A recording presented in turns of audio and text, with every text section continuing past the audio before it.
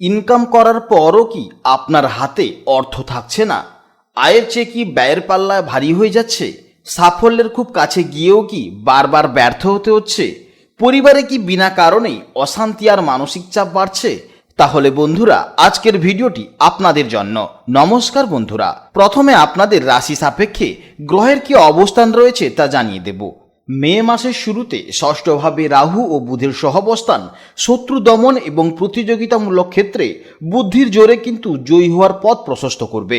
তবে বুধের উপস্থিতিতে বাচন ভঙ্গি এবং স্নায়বিক স্বাস্থ্যের প্রতি কিন্তু যত্নশীল হওয়া প্রয়োজন। সপ্তমভাবে রবি, মঙ্গল ও শনির মতন প্রভাবশালী গ্রহদের অবস্থান সামাজিক ও অংশীদারি সম্পর্কের ক্ষেত্রে কিন্তু এক অগ্নি পরীক্ষার সমান। এখানে রবি ও মঙ্গলের তেজ যেমন কর্মতৎপরতা বৃদ্ধি করবে, তেমনি শনির উপস্থিতি কিন্তু ধৈর্যের দাবি রাখবে। বিশেষ করে দাম্পত্য জীবন বা ব্যবসায়িক জীবনের সম্পর্কের ক্ষেত্রে কিন্তু জেদ এড়িয়ে চলা হবে বুদ্ধিমানের কাজ। অষ্টমভাবে শুক্রের অবস্থান আপনাকে আকস্মিক লটারি, বীমার টাকা কিংবা পৈতৃক সম্পত্তি থেকে বিপুল লাভের পথ খুলে দিতে পারে। শুধু তাই নয়, শ্বশুরবাড়ি থেকে অপ্রত্যাশিত আর্থিক সহায়তা কিন্তু পাওয়ার সম্ভাবনা রয়েছে। অন্যদিকে দশমভাবে বৃহস্পতির শুভ অবস্থান কর্মক্ষেত্রে কিন্তু প্রসার, মান সম্মান বৃদ্ধি এবং অভিজ্ঞ ব্যক্তির থেকে সহায়তার কিন্তু পথ সুগম করবে। এটি কেরিয়ারের উন্নতির জন্য একটি অত্যন্ত ইতিবাচক সময়। অবশেষে দ্বাদশভাবে কেতুর অবস্থান আধ্যাত্মিক চেতনার উন্মেষ ঘটায় এবং অপ্রয়োজনীয় ব্যয় বা মানসিক দুশ্চিন্তা থেকে মুক্তি পেতে অন্তর্মুখী হওয়ার প্রেরণা দেয়। ষষ্ঠভাবে রাহু ও বুধের সহাবস্থান কারণে এই সময় আপনার মধ্যে যে কোনো জটিল পরিস্থিতিকে বিচার বুদ্ধি দিয়ে কিন্তু বিশ্লেষণ করার এক অদ্ভুত ক্ষমতা কাজ করবে। আপনি চারিত্রিকভাবে অনেক বেশি কৌশলী এবং তর্কেও অপরাজয় হয়ে উঠবেন। তবে সপ্তমভাবে রবি, মঙ্গল ও শনির তীঘ্রই যোগ আপনার ব্যক্তিত্বে কিছুটা কঠোরতা বা জেদ নিয়ে আসতে পারে। আপনি অন্যায়ের সাথে আপোষ করতে চাইবেন না, যা অনেক সময় আপনার আচরণে কিছুটা আধিপত্যবাদী ভাব প্রকাশ করতে পারে। অষ্টমস্ত শুক্র আপনাকে চারিত্রিকভাবে অত্যন্ত সংবেদনশীল এবং রহস্যপ্রিয় করে তুলবে। আপনি সব কথা সবার সামনে প্রকাশ না করে নিজের মধ্যে গোপন রাখতে পছন্দ করবেন এবং আপনার ব্যক্তিত্বে এক ধরনের গভীর আকর্ষণ তৈরি হবে। দশমভাবে বৃহস্পতির শুভ দৃষ্টির কারণে আপনার চরিত্রে দায়িত্বশীলতা এবং ন্যায়পরায়ণতা বৃদ্ধি পাবে, যা আপনাকে সমাজে একজন আদর্শবাদী মানুষ হিসেবে প্রতিষ্ঠিত করবে। সর্বশেষে দ্বাদশভাবে কেতুর উপস্থিতির ফলে আপনাকে জাগতিক মোহ থেকে কিছুটা দূরে সরিয়ে মাঝে মাঝে অন্তর্মুখী করে তুলবে, অর্থাৎ আধ্যাত্মিক জগতের দিকে আপনি কিন্তু ধাবিত হবেন। অর্থাৎ এই সময় আপনি মনের শান্তিকে বেশি গুরুত্ব দেবেন। এই গ্রহবিন্যাস আপনাকে একই সাথে একজন বাস্তববাদী যোদ্ধা এবং একজন শান্ত চিন্তাবিদ হিসেবে গড়ে তুলবে। পয়লা মে থেকে 5ই মে পর্যন্ত কন্যা রাশির গ্রহবিন্যাস কর্মজীবনের জন্য কিন্তু অত্যন্ত গুরুত্বপূর্ণ এবং পরিবর্তনের ইঙ্গিত দিচ্ছে। কন্যা রাশির জাতক ও জাতিকাদের জন্য মে মাসের এই প্রথম 5 দিন কর্মক্ষেত্রে কিন্তু বুদ্ধিমত্তা এবং সাহসের এক চরম পরীক্ষা নেবে। আপনার রাশির দশমভাবে অর্থাৎ কর্মের ঘরে দেবগুরু বৃহস্পতির অবস্থান, এর ফলে আপনার পেশাগত জীবনে কিন্তু এক বিশাল রক্ষা কবচ হিসেবে কাজ করবে। এই সময় আপনি যত কাজে সমস্যা হোক না কেন, আপনি কিন্তু আর্থিক ইনকাম করতে পারবেন। অর্থাৎ অর্থের অভাব এই সময় আপনার হবে না, আপনার কাজে যতই প্রবলেম আসুক না কেন। এই সময় যারা আইনি পেশা, কনসালটেন্সি, শিক্ষা প্রতিষ্ঠান বা ব্যাংকিং সেক্টরের সাথে কোনো না কোনোভাবে কাজের সাথে যুক্ত, তাদেরও কিন্তু ভালো সময় দেখা যাচ্ছে। এছাড়া ষষ্ঠস্থ রাহু আপনাকে আইটি সেক্টর, ডেটা অ্যানালাইসিস এবং গবেষণামূলক কাজে কিন্তু বিশেষ সাফল্য এনে দেবে।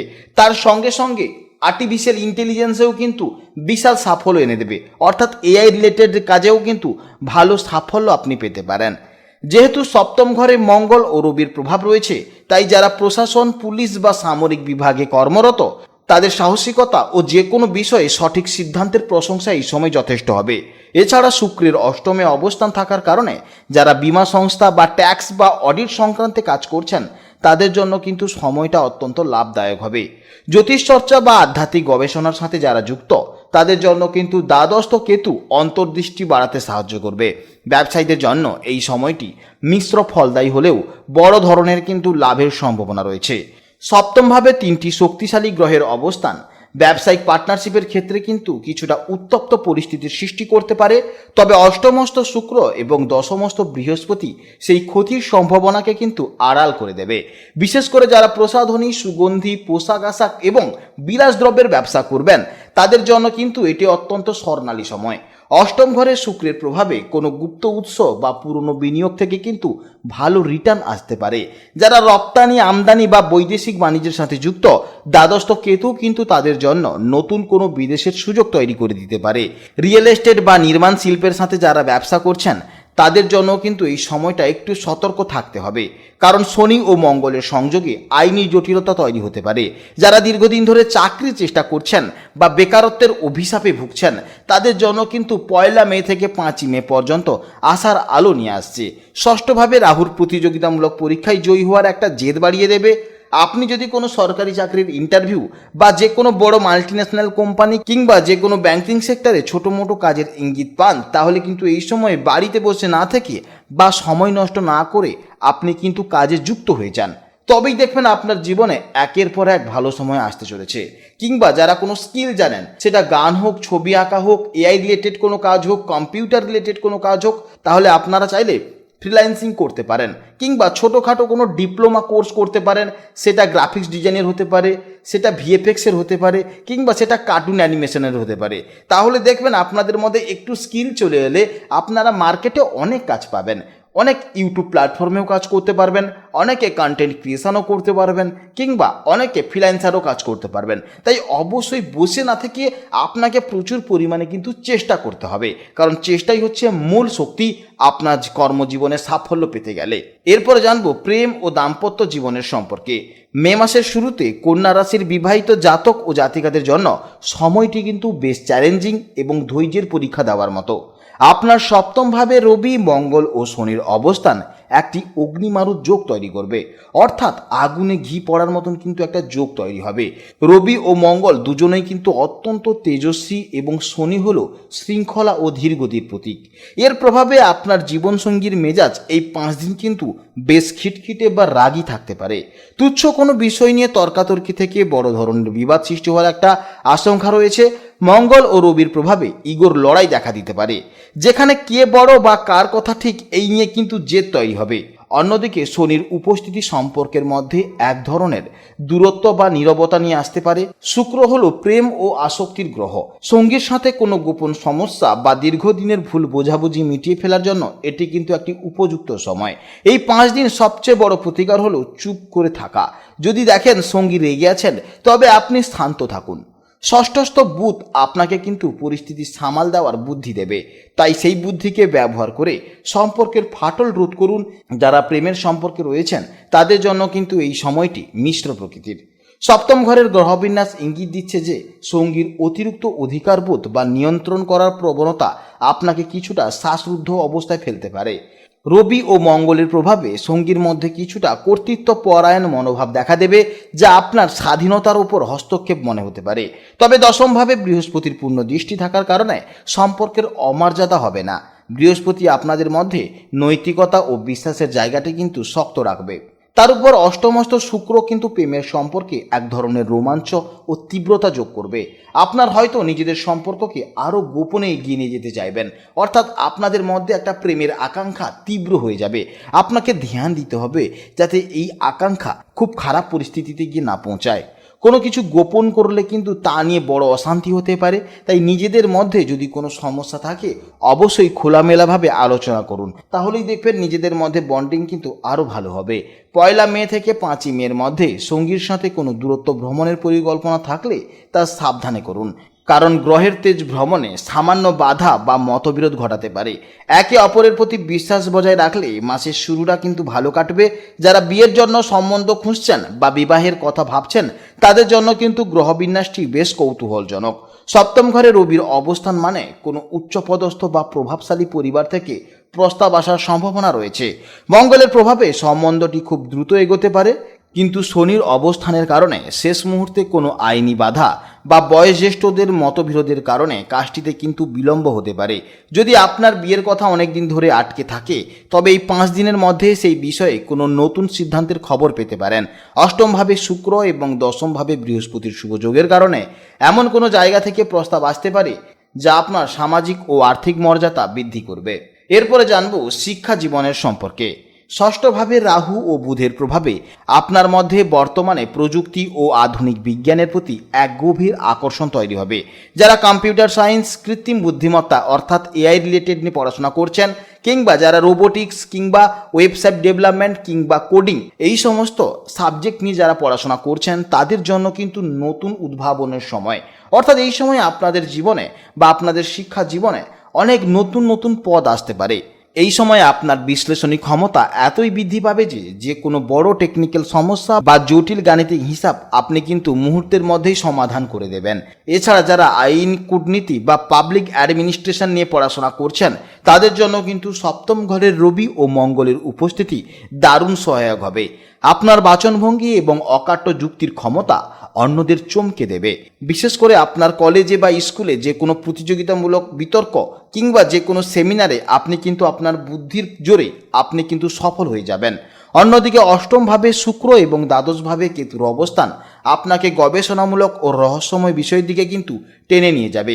আপনি যদি সাইকোলজি, প্রাচীন ইতিহাস কিংবা জ্যোতিষশাস্ত্রের মতন গভীর কোনো বিষয় নিয়ে পড়াশোনা করেন, তবে কিন্তু এই সময় আপনি এমন কিছু সূত্র খুঁজে পাবেন যা আগে আপনার নজরে আসেনি। আবার দশম ঘরে বৃহস্পতির শুভ অবস্থানের কারণে ব্যবস্থাপনা ও বাণিজ্য শাখার শিক্ষার্থীদের জন্য কিন্তু সাফল্যের দুয়ার খুলে যাবে।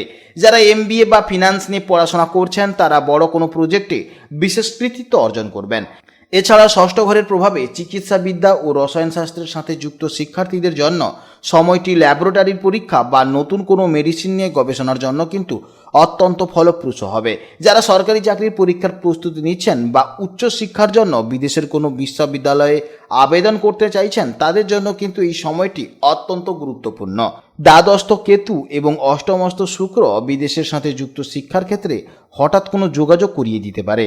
ষষ্ঠমস্থ রাহু আপনাকে যে কোনো প্রতিযোগিতামূলক পরীক্ষায় কিন্তু একরোখা জেত এনে দেবে, যা আপনাকে আপনার প্রতিদ্বন্দ্বীদের চেয়ে এগিয়ে রাখবে।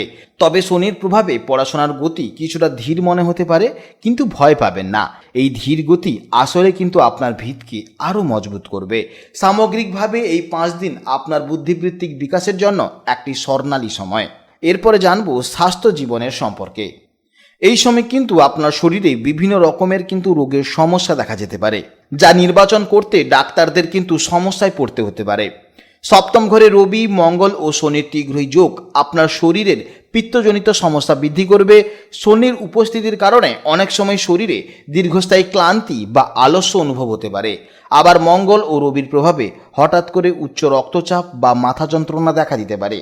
দশমস্থ বৃহস্পতি আপনাকে কিছুটা সুরক্ষা দিলেও দ্বাদশস্থ কেতু অনিদ্রা বা অতিরিক্ত দুশ্চিন্তার কারণে স্বাস্থ্যের অবনতি ঘটাতে পারে।